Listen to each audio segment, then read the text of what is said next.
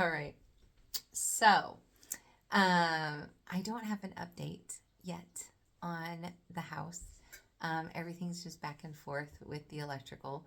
But, um, you know, we can only, there's times where we just need to trust God. And so it reminded me, sorry, I need to move that. So it reminded me of way back. Um, I just got done drinking chia seeds. I can feel one stuck up in my gums. Sorry.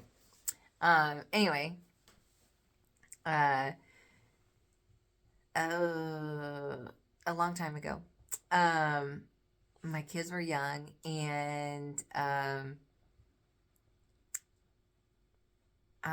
we had okay. So through a series of events, we had just moved from well, the house that I had went into foreclosure, and I had to put everything in storage. And we lived with a couple for 2 months, and then we went to go to get an apartment. Um, and the guy was going to get back to us on whether we qualified or not because um, I was like, I'm like, okay, God, you're the only one that can get us to qualify because I knew my credit score and all of that. And but we needed a place to live, and so we had applied, and then the guy's like, I'll get back with you. And we go over to Fred Meyer, which was like across the road, and we're standing in line, and we run into this lady that we knew, and she's like, what are you doing? And I was like, well, we were actually over there trying to get an apartment, blah blah blah. And she's like, you know what, my husband has been trying to sell his first home, his bachelor home, and it's been sitting on the market for months. No one will even view it. I wonder, we should let you rent it since it's not selling. And she's like, we could rent it to you for like $500 a month. And the apartment that we were trying to rent was like 550 or something like that. And I'm like, oh my gosh, are you serious? And she's like, yeah. And I'm like, okay, well, let me go over there and cancel our application. And she's like, okay, cool. So then we go cancel the application, and we end up moving to this house. This really pretty 3-bedroom house on Lake Tapps. And we had gotten most of our stuff moved in, and we were there for like a month. And she calls me and she's like, Lisa, you're not going to believe this. Someone wants to buy the house, and we close in 20 days. I'm so sorry. You're going to have to find a place to live. And I'm like, oh, no problem. Like, it was really cool. Like, and so we went back to the apartments, and I was talking to the person, the guy that we had initially had talked to, he no longer worked there. And so I'm telling this girl, I was like, well, we had, signed up with him, and then we had done this, and, kind of told her the story. And she's like, okay, well, let's put it through. But it was the weekend, and so she was like, well, we won't know until Monday, but I'm sure it's fine. So let's just go look at the apartment. And so it was this little apartment, and she gives us the keys, and she's like, I'm sure everything will be just fine. And so we were able to go and get our stuff. And well, it took a while because our little van, could only do so much. And so every day after work, we would drive out to Lake. I worked in SeaTac, and we'd drive out to Lake Tapps and get a load, and then drive to Federal Way and drop it off. Sometimes we'd go back for another one, but like me and the kids had to get up early in the morning, so it was a lot. It was a lot. It was a lot of driving. It was a lot of lifting. It was a lot because it was just me and my kids, and so we get done, and we had just brought back the last load.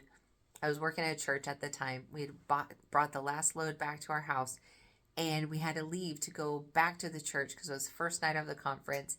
And so as we're pulling in the parking lot, the van sounds like pots and pans. Like if you put pots and pans in a washing machine, not a dishwasher, a washing machine, Imagine the amount of sound that was. Yeah, that was what was happening in my engine. And I'm like, okay, yeah, this is probably not coming back because we had fixed it quite often. Oops, I got an alarm going off. Anyway, and so we park the van and luckily it got into a parking space and then we go inside to the conference and I'm like, I'm not even gonna worry about it. Like, I'm just here. I need to be here. There was so much going on. Those last couple of months were kind of like crazy. Um, and so I go into the conference, the kids go to their classes, and this lady that I know, Natalie, we're nearing the end of the conference, and she's asking me, I don't remember how the conversation started, but I tell her about the van, and she's like, well, how are you and the kids getting home? And I'm like, oh, I don't know. And she's like, well, do you want to ride home? And I'm like, yes, that'd be great. Thank you. And so she takes us home. And as we're like getting to the apartment, she's like, well, how are you getting back in the morning? And I'm like, I don't know. And she's like, do you want me to pick you and the kids up? And I'm like, that'd be great. Thank you. And so she drops the kids off at school and then brings me to my work because my work was just a mile down the road. And so I'm at work and one of my coworkers is like, "Oh, hey, you're here. Where's your vehicle?" And I told them about the whole thing. And they were like, he goes, well, me and my wife, we both work here. And so we take one van in with the kids and we have a car that's just sitting at home. He's like, do you drive a stick? And I'm like, I do. And he's like, well, why don't you just borrow our car? Because, like, we don't need it. We don't use it. We use her van and, blah, blah, blah. And I'm like, oh my gosh, that's amazing. Yes, thank you. And he's like, yeah, I'll just bring it in the morning. And I'm like, oh my gosh, thank you so much. And so I had a ride home that night and one to come in the morning. And so it was perfect because when I got there the next morning, he had the keys and had brought in the car. And so then instead of my friend picking me up and going and getting the kids in the after school thing, I was able to go get the kids and I had a car. And they're like, did you get a car? And I'm like, no, we're just borrowing it. But we were able, in that whole moving thing, I still had stuff in a storage unit and I was able to go and get stuff out of the storage unit. And he was like, yeah, use it forever, for however long you need. And so it was a couple of weeks or maybe it was 2 weeks because I got everything out of storage. Anyway, so I drive into work and he's like, Lisa, I am so sorry, but our van is having issues and it needs to go into the shop and we need our car back. I don't know what to do. And I'm like, oh my gosh, no, this has been great. Like, thank you so much. It's your car. Absolutely, you can have it back. And he's like, I'm really sorry. And I'm like, no, don't worry about it. And I give him back the keys and he's like, are you sure? Like, how are you getting home? And I'm like, it's not a problem. It's okay. And literally, like, an hour later, my friend Natalie calls and she's like, hey, do you drive a stick? And I'm like, I do. And she's like, okay, because my husband has a work truck that they never use and we were going to let you borrow it. We have it available. We can drop it off for you today if that works. And I'm like, actually, that works really well. And so she brought it and the keys. And then after work, I go and pick up my kids in a different vehicle. It was hilarious. But anyway, and so, I mean, I just love how God orchestrated everything. It was crazy. And so then we had that for a couple of weeks. And like the whole time, like, I mean, there were people that were asking me, like, hey, what are you going to do? How are you going to get another car? And I'm like, I don't know. I'm excited to see what God does because God knew what I was bringing in. God knew my budget. And like, even if I could have qualified for a loan, there was no money to be had. There, I couldn't even make payments on something. Like, I didn't have, $200 a month to make a car payment, which is so little in comparison to what car payments would be nowadays. But yeah, I didn't have that. And so I knew I had to just trust God. And so then so we're driving that, and then one day she calls me and she's like, Lisa, I am so sorry, but my husband, his work needs this truck to drive down to California to get stuff picked up, and it's going to have to make a couple of trips. I'm so sorry, we have to have it because there's no other vehicle that can do it. And I'm like, oh my gosh, yeah, no problem. Like, it belongs to you. Like, it's okay. And she's like, well, I do have some good news. And I'm like, oh, okay. And she's like, my husband went to an auction. He thinks he found a car for you. But the only thing is you just have to pay us back for it. And I'm thinking, oh, okay. So I'm like, oh, okay. And I'm like, okay, God, how am I supposed to explain to them? Like, I don't have anything. I don't know how I'm supposed to pay them back. And I don't know what to say because I'm just like, she was so genuinely excited. And I'm just like, oh, okay, cool. Thank you so much. And she's like, okay, well, I'll come talk to you tomorrow. I'm like, okay. And so she comes and tells me that they'll drop off the car for me on like, I think it was like a Thursday morning, and then I'll give them back the keys to the truck that we had been driving, and I'll have the new car to drive home. Well, not new, but new to me. And told me it was a Toyota Corolla. And she's like, and so here's the thing, is you only have to pay us back $2,000. And we know things have been kind of crazy for you, so just pay us back every month what you can, but you have to make some kind of payment every month, whether it's $5 or $50. It doesn't matter. Just pay something a month. And I'm just like crying because like that's exactly what I needed. Like, and I didn't tell them any of that. Like, it was so God, and it was so amazing. And so like my first payment, I think it was like $10. And like there was one that was $5, there was one that was $20, like every month, every time I was gonna make a payment, and I was trying to make as much as I could. And then a couple of months, I think it was like 6 months go by, and her husband asked me if I would design a logo for his company. And I was like, yes, because like that's what I love to do. And so I designed a logo, and he was like, oh, it's perfect. Like, this is like this. And, like, it's like this, like, could symbolize this. And I'm like, yes, that's exactly why I did it. It was really cool because he got everything that I did. And then I ended up doing 2 sales sheets for him, and basically like a flyer, listing like what their prices are. And he was like, man, no one has sales sheets like this. This is so amazing. And wow, you did such an amazing job. Like, what do you want? Like, how much do I owe you? And I'm like, oh no, like, you guys have just been such a blessing to me and my kids. Like Natalie was driving me to and from work, and then you let me borrow your truck.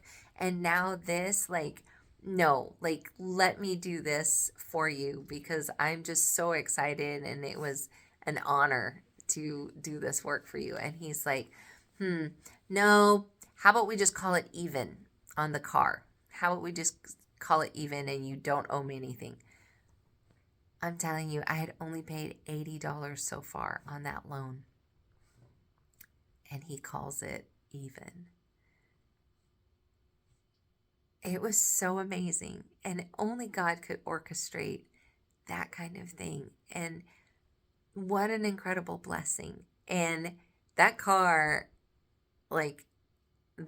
lasted, well, that's a whole nother story. until I got in a car accident, but that's a whole nother story. Anyway, um, but I had no choice. I had to trust God because I had no way to do it on my own, and that's an area I have to work on because um, if I have the means, I'm going to take care of it myself instead of letting God bring in what He wants me to have. And it was such a huge blessing, and all the way, like, I wasn't stressed. I am not that person. I mean, at that time especially, I was super stressed about everything. And the fact was, I wasn't stressed at all. Like, every time I was just like, this is so cool. Like, this is happening. Like, this car I have to give back, and this car is coming in, and this is, and it was just amazing. And it was so wonderful. And so it was a great reminder, especially right now with things being up in the air and I don't know what's going on. Like, I know who God is and I know how He is, and He waits for I can't talk. He waits for our permission to bring blessing into our life. He wants to bless you. He loves you. He cares about you, and He wants to bring incredible blessing into your life, but He's not gonna unless you let Him. You have to invite God into your life. He loves you, and He's just waiting for you to say yes. He's madly in love with you. He just adores you, and you are incredibly, incredibly special to Him. But He will not come into your life unless you allow Him to. And same with all of the amazing things that He has for you, whether it's healing, whether it's blessings, whether it's finances, whether it's restoration. Like, all of these things are waiting, but it's up to you. And so I just want to encourage you. Allow God in your life. Allow the one that created you, that loves you. Like, God's love is not unstable. It doesn't waver back and forth. I have failed so much. So much. And He loves me. He adores me. He treats me as if I'm His favorite, which I am, but so is everyone else. All of us are His favorites, but I have messed up so much. If God was a person, He would be done with me. So I'm really grateful for His grace and His mercy. And I'm just saying, like, I don't know why you haven't allowed God in your life yet, but He's waiting for you, and He loves you, and He wants to do good things in your life. He wants to do good for you. And so I just want to encourage you, if you're going through something and you don't know how you're going to make it through, if you don't know how this is going to end, or you don't know what to do next, reach out, talk to God. He wants to help you. So that's all I have. I say all, but I've been jabbering for a while. So I hope this encourages you. I hope you have a great night. Bye.